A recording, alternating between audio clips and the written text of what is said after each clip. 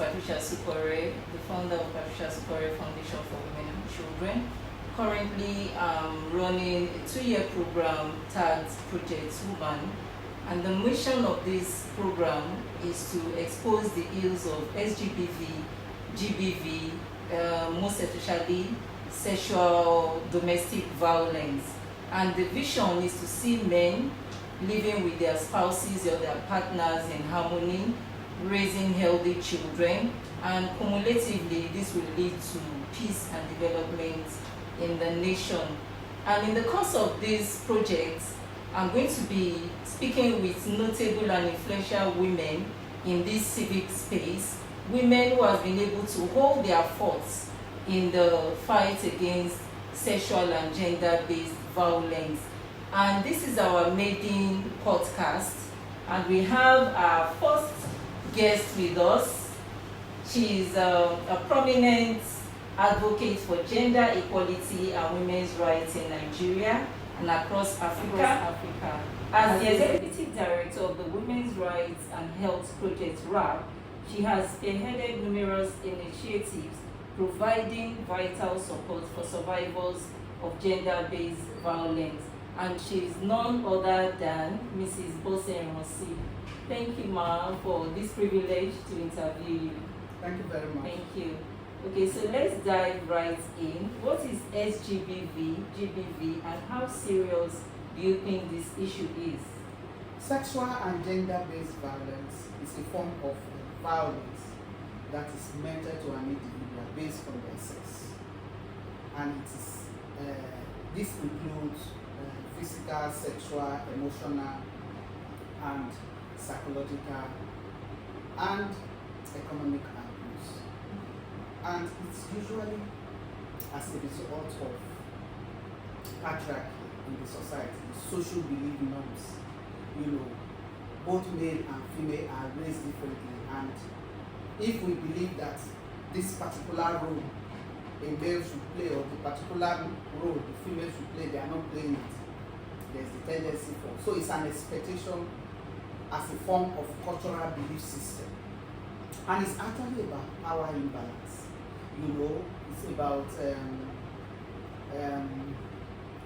about control, you know, trying to control people.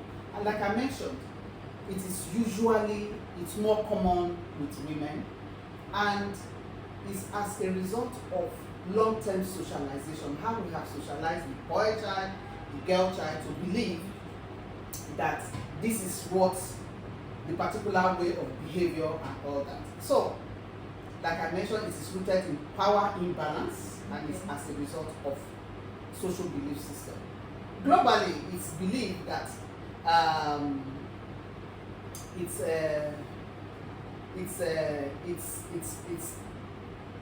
a pandemic, more or less, and it is believed that 1 in 3 women are actually will face one form of abuse or the other in their lifetime. But even for me, I think that it's seriously underrated. I believe that it is underrated. The data, this is a long-term data. So we should be looking at the recent data. And I always say, it will be difficult for you to enter a home that you don't have one form of abuse that has happened. And so if you look at this, you will discover that majority of people, especially the women that are more vulnerable, people with disability, the elderly, are more prone to this sexual and gender-based violence. Okay, ma'am. I know that there are various international instruments, laws, and conventions that have been adopted by Nigeria, but I know there are problems with implementation, and the justice system is another ballgame entirely. So my question is, how have you seen the domestication and implementation of the Violence Against Persons Prohibition Act affect communities, and what challenges have you faced in advocating for this legislation? Okay, so I want to say that there have been a lot of progressive response in terms of domestication of the various laws. For example, you have the BAP law, you have the Lagos State Domestic and Sexual Violence law that was enacted in 2007. You also have the BAP law that was, signed into law in 2015, November 2015. But however, you will realize that yes, some states have domesticated this law and standardized it to their own realities in the community. But the issue is not about whether there are laws. The issue has always been implementations of those laws. The issue has always been how many people know about these laws exist. The issue has always been if anybody goes against this law, what is the response time? The judicial system, the police system, and all that. They have not played enough role when it comes to making sure that those laws are respected.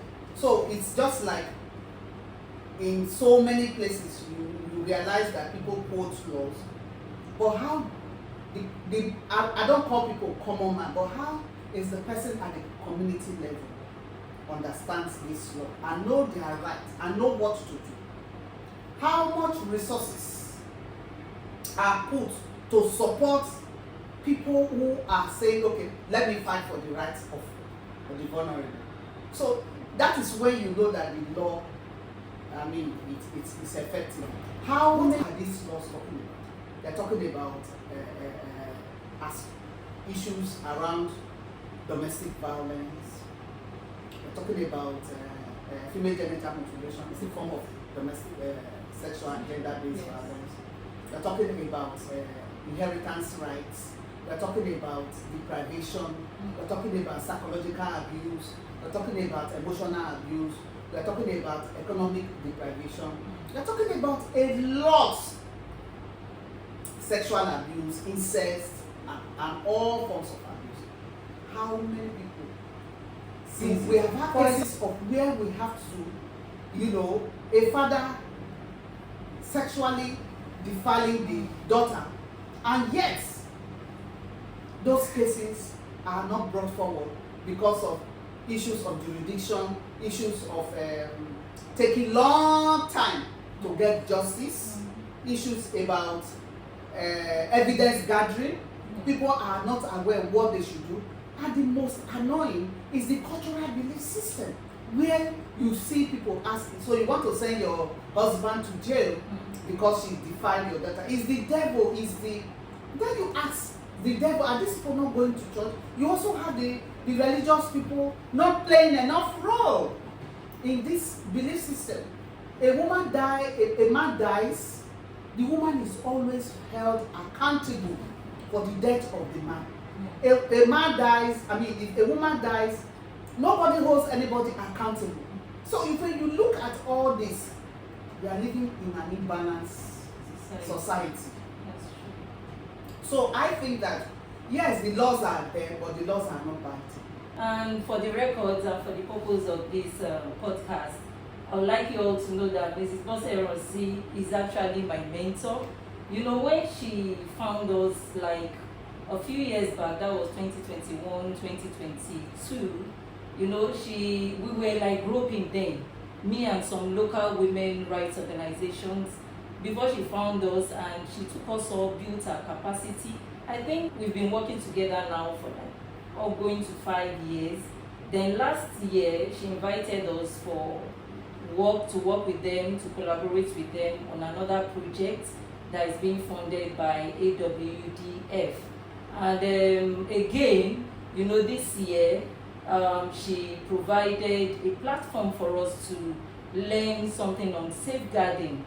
It's an online self-paced certificate course.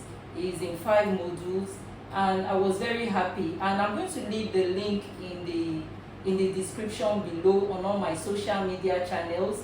It's you should avail yourself. You are out there, you are a civil rights organization, you are an individual, you are an organization. You should avail yourself of this privilege. It's free, 100% free. Okay, so now I go to the next question. Can you share your journey into leadership and what motivated you to focus on gender equality and women's rights in Nigeria and across Africa? A friend came to me several years ago, about 36 years ago, and asked me, Madam, you said you are a nurse. We want to go into the community and start talking about HIV/AIDS and all that. And that gave me that belief that, okay, I can go and talk to people, I can interact with people. And I did that for 8 good years. 2 years I volunteered, the other 6 years I worked as a staff.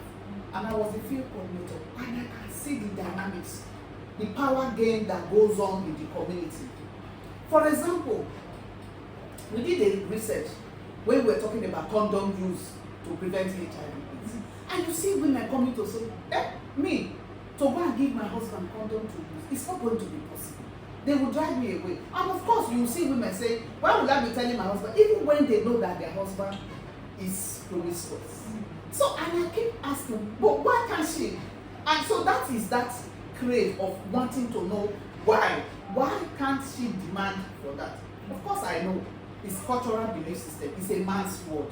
Even when you see multiple sex partners that the man is having, he still comes back home, and at the end of the day, the woman is still blamed for the man having gotten HIV/AIDS, which she will eventually also be infected.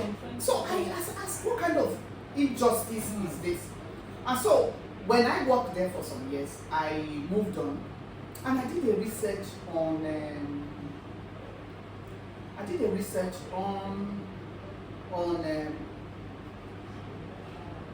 drug use among commercial sex workers and street persons. And I realized that 60% of children on the street are actually from broken homes. Majority of the women or girls in the brothels are children from the broken homes. Homes where there is no harmony. So I asked myself, and there were a lot of talents on the street. There were a lot of, and then you see a man who goes to the brothel to sleep with another woman whom he's very comfortable with, and come home with attitude. So I keep asking myself a lot of questions. Then after that, I got into that job. It was a high level organization, and they were simply on the rights of women, how women can negotiate their rights, how women can break the silence of reporting cases of abuse. And we work in 13 states in that project. I was there for another 7 years or 8 years. And after that, I said, no, it's not going to be possible for me to sit down and don't talk about this issue. Yes. Because you also discover that people are not aware, women are not aware. So my entry point has always been, are there laws that protect both men and female against a particular issue? If there are laws, I pick that law. Because mine is community entry. Mine is, you and I can read and understand. What of the Yachinedu? What of the Yarisi? What of the Zena that is on the street that are not, they don't even understand what it is. So what we did is to make sure that we open up, is to start simplifying those laws and engaging both men and women, kings, the churches, everybody, to find out, do you believe that this law, and if the law, what are you doing about it? That was the game changer. Wow. That everybody would say, they never knew first, never knew there was law, yes. And even they didn't know that they knew that there were laws, but they didn't even know how to access justice. Yes. So, and that's it. And after several years of simplifying, engaging community, at least by the grace of God, we probably have engaged more than 700,000 people. Wow. At various levels in 3 states, interacting with different structures of the community. I said, okay, so we have amplified the voices of these women and men, children, capacity to understand the dynamics that happened, and how to bring about behavioral change at the community level. And that has been what I've been doing for the past 35 years. Wow, that's a lot. I know that recently you just concluded a youth leadership program. What was the program about, and what qualities do you believe are essential for emerging feminist leaders, and how do you cultivate these in your main team? The training recently. Okay, so we've been involved in the mentoring and training sensitization of youths for past several years. But this one is intentional. It's like building the leadership of youths who have actually left school, or who are in their secondary school final year, or who are just left university and probably looking for a job. All right. So, and we felt that the way we can build their leadership is to engage them in a way that they understand who they are. Because you just discover that people don't even know who they are. They don't know what strength they have. They don't know, what is the right decisions to take. How should they go about, people, you just send people to school. What did you read? I read economics. Okay, so after that, I'm looking for work. Which work? I've had to want to employ people, and somebody who read accounting cannot operate computer. Wow. So how is the person going to use Excel? How is the person going to know balancing accounts and all that? Okay, so many issues around. And then in terms of changing the narrative for the youth, and looking at feminist principle. What is the feminist principle? I must say there are a lot of misconceptions, misbelief about what feminism is all about. Feminism is saying, come, there are gaps in equity. You and I are same human being, but one have more opportunities, more than the other. I giving birth to twins, to a boy and a girl. You are promoting the male child more, giving him more opportunity, and making spaces for that child to grow more than I do. You are relegating it to a lower level. And we are saying no. It's a discrimination, and that should not happen. Give equal opportunity for people to thrive. So these are things what feminism is all about. So, and when you open the male child eyes to this belief system, they are like, oh, we thought feminism is about hating the men. No! It's not hating the men. It's saying give equal opportunity for everybody to try. Somebody actually said that to me.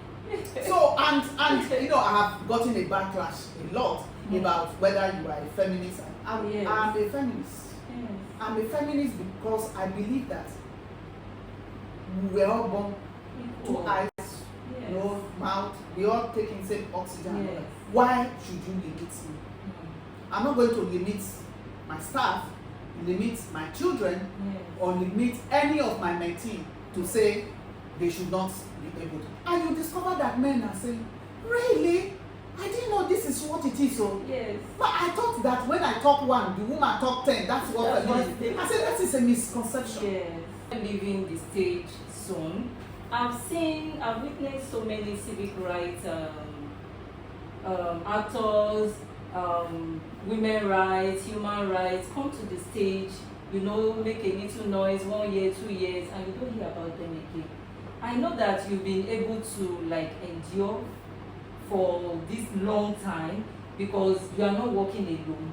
You have been working with a lot of people, and not only working with us, you build our capacity. You make sure you don't just throw us into the ocean and say start swimming. You build our capacity. So I want to know, in your advocacy for transformative leadership and the end of sexual and gender-based violence, what are some of the most significant challenges you've encountered, and how have you been able to address them? Okay, so in our space, Yes. you definitely will get people who are not comfortable with you. It's natural, it's normal. Especially when it involves changing behavioral pattern of people and how they see things. Alright? So over years, I have always believed, if, like I mentioned, our entry point has always been to sensitize the community, that is giving them power. Working with community people, inclusion, giving them ownership to be able to change the narrative. Like the madman will always say, I started this fire here, but the one that is burning all over the place, I don't know who is responsible. So that has always been my motto.